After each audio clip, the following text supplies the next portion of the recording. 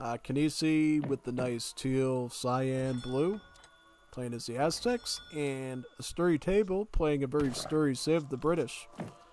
Yep, very nice. So it's going to be Manor Boom versus Kynesie's strong Aztec builds.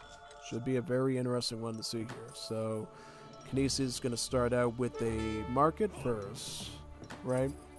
And building of the community plaza. Community plaza is always a must as the Aztecs because you start out with the warrior priest, and if you stick that warrior priest on that community plaza with the XP dance, you're basically giving yourself a nice, almost free 1 XP trickle per second. So even more powerful than an orb and mosque, really. You know, and it's even cheaper because a mosque, you know, costs about 200 wood. A community plaza only costs about 100 wood, so you still have enough wood to get a market, just as Kynesie did right here, to get his hunting dogs. So hunting dogs with a 1 XP trickle from a community plaza, that's pretty strong. That's a pretty strong thing to get with Aztecs here. So, let's figure out what deck Kynesie is going to run here as the Aztecs. So he's got 1 versus 1 Brit. You know the person knows what they're doing when he has decks built for every Civ matchup. So he's ready to go up against British here. He will be using 3 Vils here. He does have Kalmakek. Basically, when you run Kalmakek, the next age up you do will be twice as fast. So it's basically like having a second exiled prince in your back pocket, which could be real handy, because if Kynesie, for whatever reason, gets bogged down in age 2, after sending the messenger in age 1, you basically can get the messenger effectively again using this. Right, to make his odds again wiped out between age 2 and 3 less likely. Also, combat-wise, he's got Untaunens, he's got his Coyote Runners. He does have 3 Warrior Priests. This is usually to put onto the community plaza and really beef it up really fast. Right, that's usually what you do with Aztecs, whereas the Brits are running land. So they're running a pretty normal Brit deck. So you got 3 Settler, 4 Settler, crates, longbow musket. And you got your cavalry upgrades, and you got all your musket upgrades, basically. So that's good. Gentlemen of the Pike and rockets in age 4. Pretty standard stuff there. Brits will be going up with the Governor. Hello, Governor. For 200 gold in the tower. Aztecs, when they get enough food, will probably go up with the Messenger, I'm assuming, for a quick age up. It's typically what they do. Especially so they don't get caught behind the Brits. Brits are also getting their market now too, because they have to start thinking about getting Gangsaw again, just like Moon did in the last game. So now, Messenger right for Aztecs, correct? Yep, Messenger, quick age up. And then we'll see what the next step is for Aztecs. I'm presuming the first card is going to be Warrior Priests. It's typically what it is. And then you try to go for... Well, nowadays with Aztecs, at least when I was last checking on YouTube and hearing from people, the big thing for Aztecs to do was to go for some sort of semi-fast fortress, typically, and focus on, like, Urks, your Eagle Runner Knights, they call them Urks, like that, and then Jag Knights, and then your Arrow Knights, yeah, so here comes the first thing that you send always is Aztecs, which is your Town Seraph Big Bun, to get 4... Jaguar Proud Knights for some food. Now, this is a great thing to send from your 10th center out of the gate because Jag Knights can do all sorts of stuff. They have multipliers against cavalry, so if you're dealing with hussars, they're going to be great. They also have multipliers against heavy infantry, so they can fight muskets. They're a versatile, powerful unit. And then their siege is about 36, so they can siege quite well. So, good way to blast someone out of the gate as Aztecs is run your Big Bun Jag Knights. And really put them on the ice at that point. So now going on to the Warrior Priest dance at the Community Plaza and actually throwing some Vils onto it to get out at least 7 Warrior Priests, typically. You don't usually go for all 10 of them, though you could technically do it, which would make it the most powerful, but the reason you do that is because the Warrior Priests actually hold more weight on the Community Plaza than the Villager does, which means the Community Plaza's dance effect is going to be greater if you throw a warrior priest on than if you throw a normal villain. Plus, as you know, warrior priests are not villagers, so they can't count towards your regular economy, so it's much better to have 10 warrior priests constantly churning your Community Plaza than it is to waste villagers on there when they could be hunting or mining or chopping wood. So yeah, basically it. So now, Story Table is pursuing Kynesi's force with muskets, probably trying to shoot out these Jag Knights. Oh, he goes into stealth. Alright, now Sturdy has to retreat, because if he keeps pursuing, Kynesi's going to jump him at an inopportune time while he's in stealth, and he's going to just hit him with his obsidian blades and run his heavy infantry multipliers into him there. Alright, so Aztecs pick up a 30 XP treasure, not a lot, but definitely something. Going for 600 coin. It is an infinite card for Aztecs, so they can send it again and again and again and again. It's quite nice. Quite nice there. And then followed up with 700 wood. Probably get a war hut going, some sort of defense. If he needs Untaunins, if he needs coyote runners, he'll be able to get that out of the gate with his wood there. So, yep. How many warrior priests did he get? Did he get 7? He got 7. He got 7. So, close to all of them at that point. How many villas is he on? He's got this hunt here. He's got this hunt there. Food. So, we're coming in. Now he's on the emergency dance because he's attacking his house. So, he's going to try to run as many warriors out of his community plaza as possible to provide some quick range support with about 20 range attack. Pretty reasonable, actually, about the kind of statistically on par with these muskets, honestly, so kind of a decent choice for defense. He's going to keep running these out until he reaches age 3. He's just stalling himself time to get the elder. Did he send Kalmakek? Nope, he did not, so he did not need Kalmakek there. He's going to be saving his XP for his big age 3 shipment there. Aztec's putting up 2 more houses because that 700 wood is quite handy, and he still has a lot more wood in reserve even too. So things are good if you're a Kynesie right now. You can afford to hunker down and wait this out. Oh, he's got up. Beautiful. Look at that jump out stealth mode there. Kynesie right on top of him. That was beautiful. Okay, so he got rid of like 4 or 5 muskets or something. Is that right? Yeah, that's pretty good. Now, when you go to age 3, you're going to unlock an even bigger batch of those Jag Knights that you can run at your enemy. So it's going to go really good there. Really good. So let's see what ends up coming of that, too, basically. Definitely. So, yeah, let's see what he gets. So he's probably going to go for the Jag Knight shipment, I would assume. That's probably going to be, that would be my pick, personally. And then also, you could follow it up with, well, you could follow it up with resource crates. You could follow it up with coyote runners if he does add in longbowmen. Really depends. Okay, so he's keeping the Jag Knights in stealth for now. He's got 2 noble huts he can put down. He's going to put 1 here, and then he's going to put 1 over. Where is he putting this one? No, he's got to be careful with that. Okay, so he does call out the big button for more Jag Knights. You can ship some more in too. Yeah, really. Kynesie, where are you going with this, buddy? Buddy, hey, it's right here. Does Sturdy see that? He doesn't see. You lucky dog. If he saw that, he would have just canceled that out. You're a lucky dog, Kynesie, that he didn't see that, man. He was like from a hairpin, like a thin little hair away from seeing that noble hut going up. Imagine if he canceled that out on you. That'd be so annoying. Yeah, absolutely obnoxious. So yeah, here we are with the Aztecs. More Jag Knights shipping in, right? He's also picking up the Founder, which really helps with XP. Maybe something 9 Jag shipping in too. So yeah, basically just run tons of Jag Knights and spam them on these muskets. That's really what you do at this point with Aztecs. Just go full Kynesie mode on them and go Sheliok, Shonke, like that. Yeah, a ton of Aztecs on. It's beautiful. Alright, so these Jag Knights.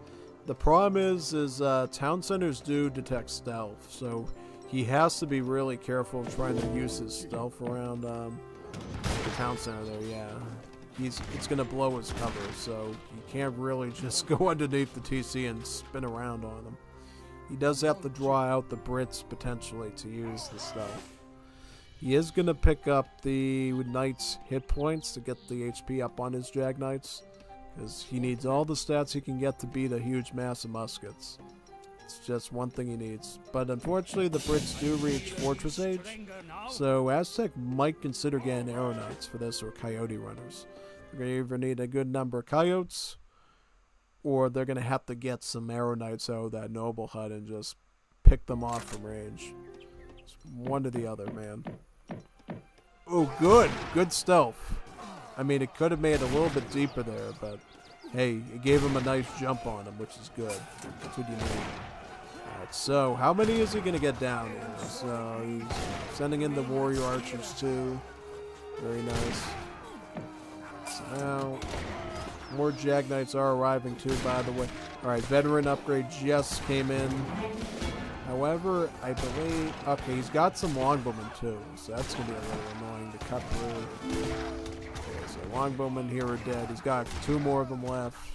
Does he have enough to fight him, or does he have to retreat? So he has to retreat again. Alright, he's going to pull back. Thankfully, these Jag Knights do outrun the muskets, so that's good.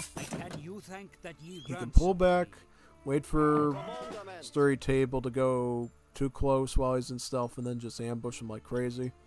So yeah. Now has to watch out for the Falconets. If he can deal with these muskets before the Falconets come out, that's going to be good news. So yeah. Yes. Basically, if Sturdy does try to siege this Noble Hut, he's under immediate risk of dealing with these stealthy Jag Knights. Okay, some more. Yep, look at that. We called the big bun on top of him with those. Look at that. Look at all these Jag Knights. He's going to cut through as many of them as possible with his obsidian blades before the Falconets arrive. That's what you need to do, man. And if he can... Oh, he can't. So he has to pull back again, unfortunately. See, what he needs to do is, he needs to either A, get some Arrow Knights to, like, snipe these off. He needs to get some Coyote Runners to maneuver around, or he has to get so many Jag Knights that he can just run through all the muskets. And then, he is going to go Arrow Knights. So Arrow Knights is on the menu here. So let's see what he does with these. Oh, he got both Coyotes and Arrow Knights. So he's going to put the Arrow Knights right on the Falconets right now. Arrow Knights will clean this Falcon up very quickly here. Alright, and then he just has to shoot one more. Let's see if he gets up. Pay attention, buddy. You got the Arrow Knights. Yeah, okay. Very good, okay. You're all set, buddy. You're all set. You're all set, man. You're all good. Okay. Sorry for the screen change there. My mouse pad was acting up. Now it's good. So, yeah, that's beautiful, man. Look at this.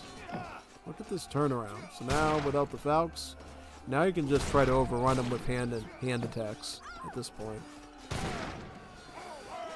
Right. Yeah, that's quite nice now. Exactly what you want there. Pretty much.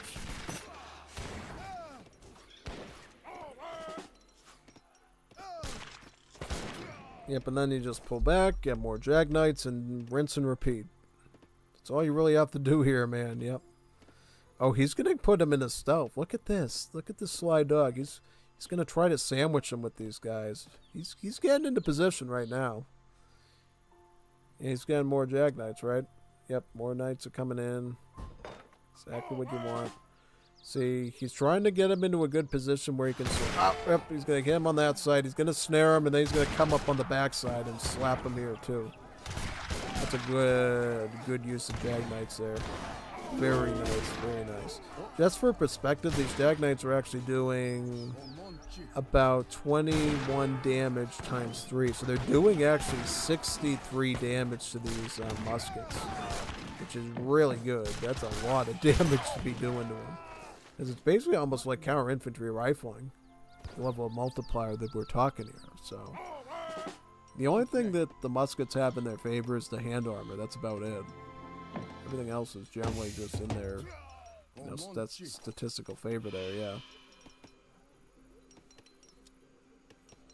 Alright, so now Brits are getting their Scots Guard, basically range attack buff on the muskets to try to deal with these Jag Knights. Also, how's Aztecs doing on gold? They getting enough gold? Yep, they got plenty of mines to work with, so that's not...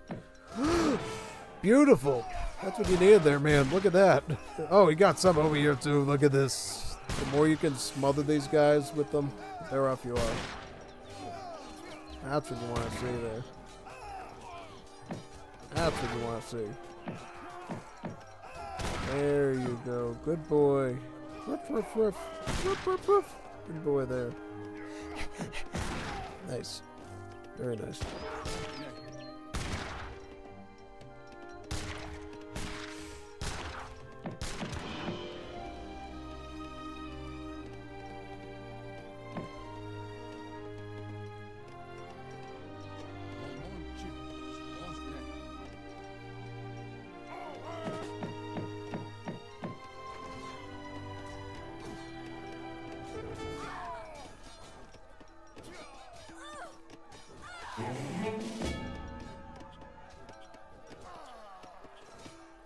Yep, you can just pass through all those settlers now, which is great. Up, GG. The sturdy table was not as sturdy as he thought he was against that. Yeah. Good job by Kynesie, though. Yeah. That's always the fun thing about Aztecs, is they literally defy the way the game works. Every game, it's like musket skirm, musket skirm, musket skirm. But, not with Aztecs. They literally just have a pike, like a hybrid between a musket and a skirm that just fights you in melee. It's like a really epic unit there, basically. Yeah, big time. So yeah, let's go on to the next match of Kynesie versus Sturdy Table. Looking a little bit less sturdy by the day. Let's scroll down and find it.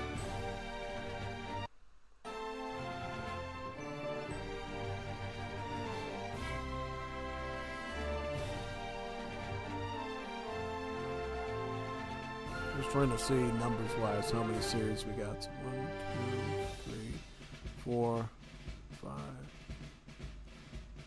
1, 2, 3, 4, 5, 6, 7, 8, 9, 10, 11, 12, 13, 14, 15, 16. And how many did we go through today?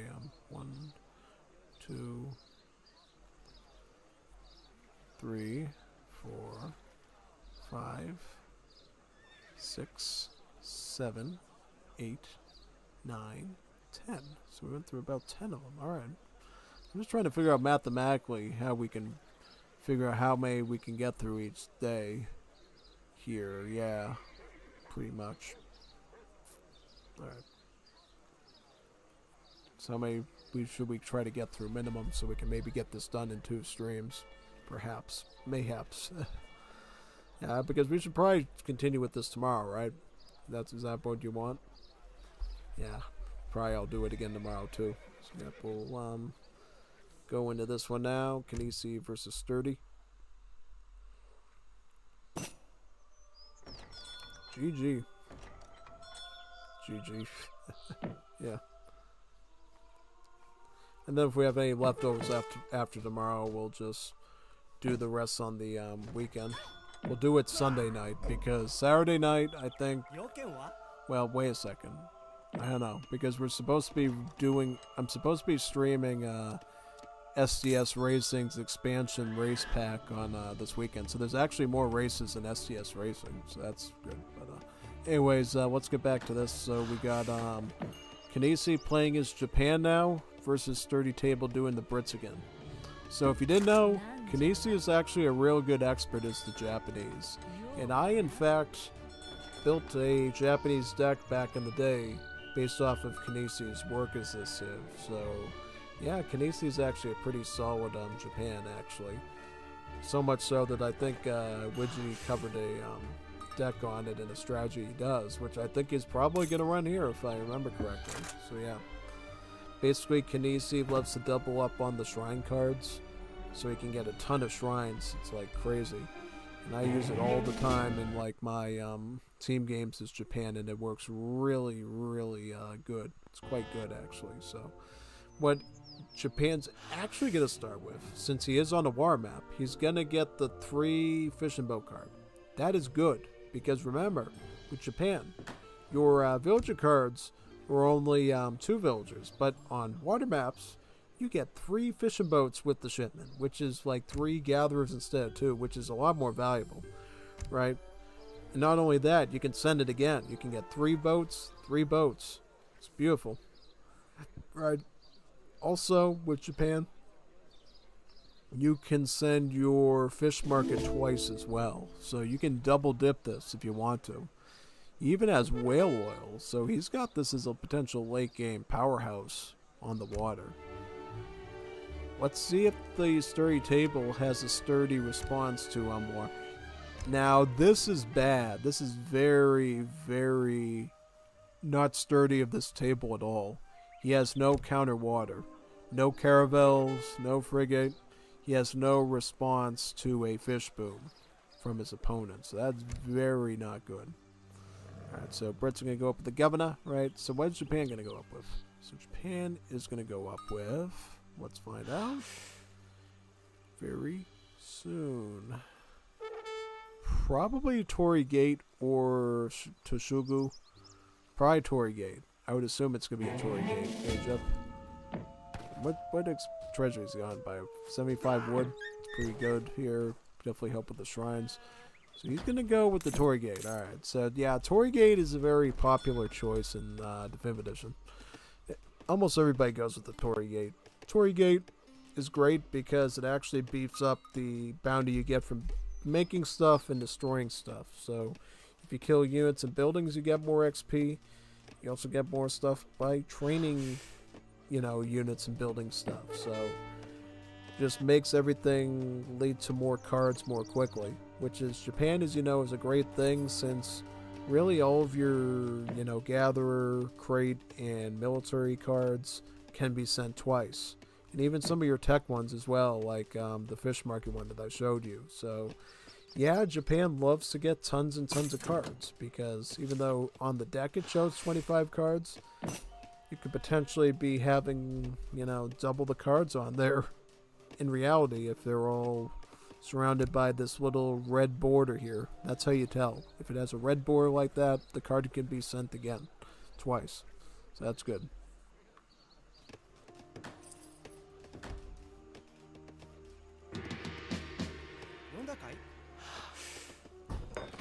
So barracks coming up over here, very nice.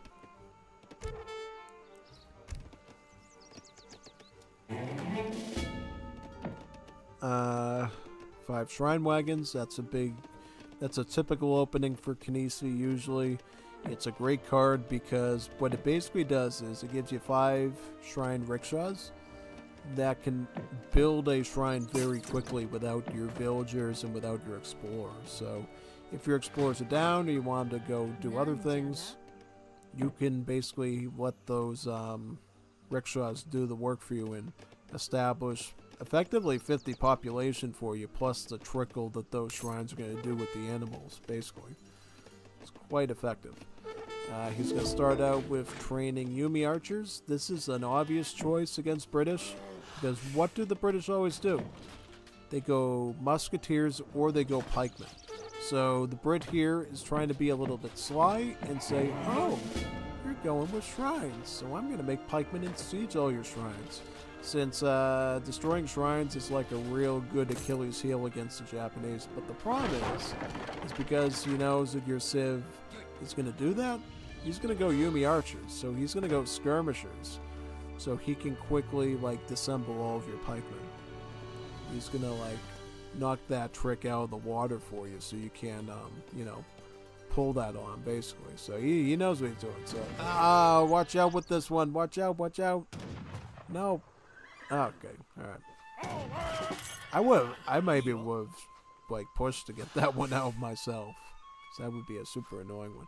Okay, so now he's going longbowman, pikeman. So he's going pike and shot, archer and spear. Alright, whereas Japan is just going to go straight up Yumi. It's technically the better play, right? So the problem is that these Yumis, a lot more, well, technically the longbowmen are better because they have more range. Their range attack is just a little bit under, and then their rate of fire is great. So technically the longbowmen are a little bit better there. And the only thing the Yumis really win on is slightly more HP and slightly higher base damage. But the archers theoretically are doing 32 damage every 3 seconds to the Yumis, where the Yumis are only doing 19. So longbowmen, scary unit to deal with. You know, you don't want to deal with those longbowmen at all. Really tough cookie. Very tough cookie. Tough galleta to deal with. Yeah. Looks like Britt might be going Fortress Age because I see he's bringing in the 700 gold now. And his food is just skyrocketing. So he's going for an Age 3. From the looks of it, pretty much. Yeah. There you go. Adding in musket for some reason. I don't know what the musket play is for. Alright, so Kynesie does go Japanese isolation. Is going to make Konsha Yamabushis from the consulate, basically clubmen. Yep, pretty much. Here's the free samurai he gets with the Torii Gate age up. So the samurai is still alive somehow, which is great. Might be able to get some good hand attack in there, who knows. Ooh, it's quite good because it's splash attack. Okay, so here comes the Yamabushis. Hopefully they can snare the archers down and let your Yumis catch up to them, right? So it looks like Japan is shipping in his batches of Ashigarus as well. So he's going with his first shipment of Ashigarus there. And then he can send another batch after that, which is great. Yep. So already moving pretty good there with range cover. Sending in another batch of 5 shrine wagons and also training up Naginata riders. So he's going Nagys as well. Those be great against archers potentially, or artillery. Because here's the thing, the Brit is going to Age 3. So he's probably going to think out of the gate to go Falconets. And the fact that Japan will already have some hand cap to deal with that. And to like try to dislodge it. Means that even though Japan is an age behind, he's already got the substantial mass of troops to try to deal with that artillery basically. Which could be really good. Yeah, very good.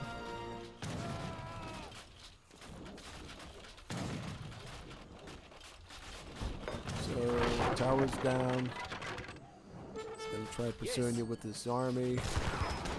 I think Japan really does have the bear mass, so it really does benefit from the fight here. Get those Yumi archers to work.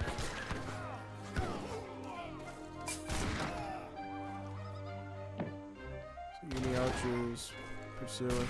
Well, he's got Nagys. He might snare him with the Nagys too. That's another possibility.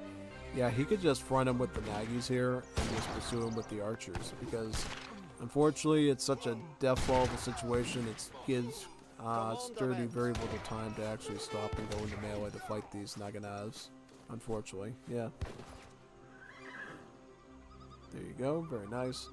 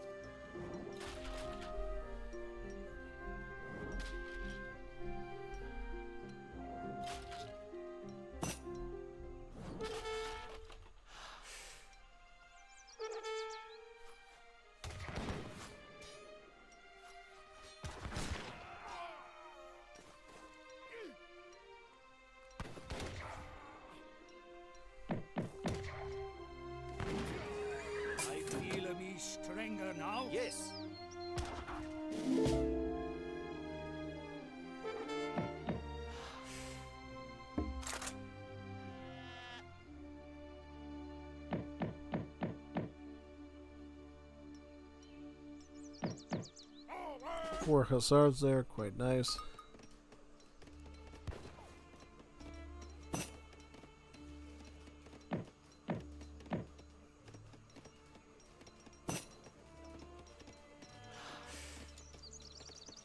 Alright, Kynesie is now going to H3 himself, so things will definitely ramp up pretty quickly against British, because now Japan will be able to ship in his flaming arrows.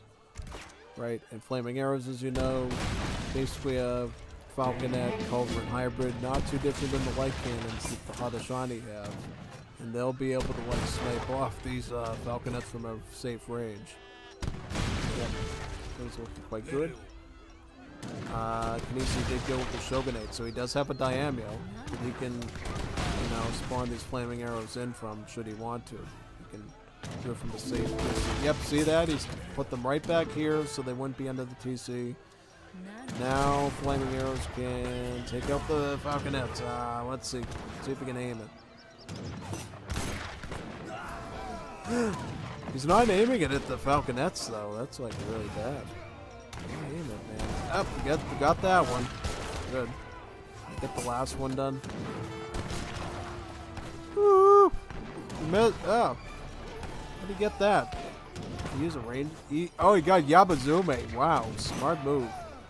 Good save there, but the Yabazume. So Yabazume, they look like garbage with their range, like 10 range attack, and the anti-cap attack looks pretty bad.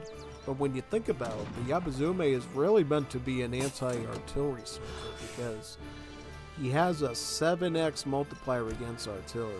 7x against artillery. That's like a super sniper against artillery. Plus, not that you use it often, they do have a card too that actually increases the multiplier even more. So Yabazumes are pretty below average as dragoons against cav, but they're like gods against artillery. So if your flaming arrow shipment fails, you can like batch up some Yabazumes like that to basically wipe out the cannons as needed. Yeah. Looks like he's going to be using his export now to make shinobi archers. Good choice. Shinobis are a unique archer because unlike most archers in the game, they actually have no malices, so they deal full range damage. So they are considered to be skirmishers, but their range attack is reminiscent of a musketeer, which makes them a little bit better against cav. Yeah, so Ashigarus have to go into melee against the hussars there. Flaming arrows doing a good job against the remaining infantry. Okay, so Ashigarus going in with their Nagi spears there to fight the hussars. Very nice. Interesting. What's going on here? Looks like the Ashigarus are being picked off. What's the Kynesie's next plan going to be? Also has a straggler Yabazume there too. They just let him die. So he's got veteran Ashigarus now, so he's going to just mass up Ashigarus like crazy. And Brits Hussars are up to veteran now. Running in with the Hussars there. Shot. Oh, Explorer used the critical strike to take one out. Yeah! Like that. Very nice. Very good setup there.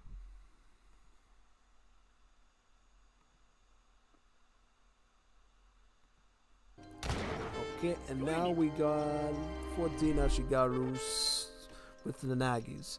He's running forward with the Yamabushi too, trying to soak up some of the bullets there. Yeah, very nice. Pretty good.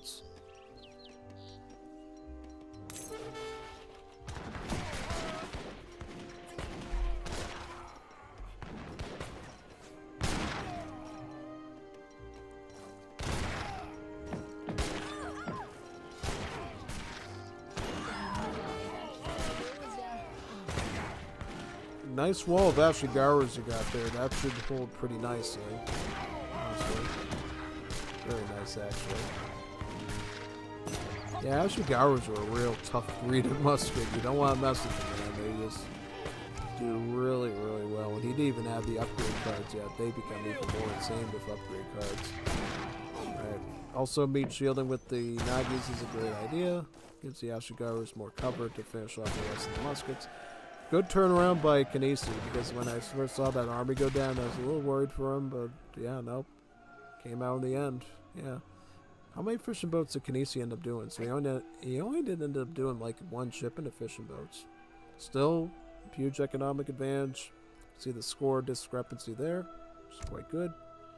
Yeah, so we'll go on to the next series now.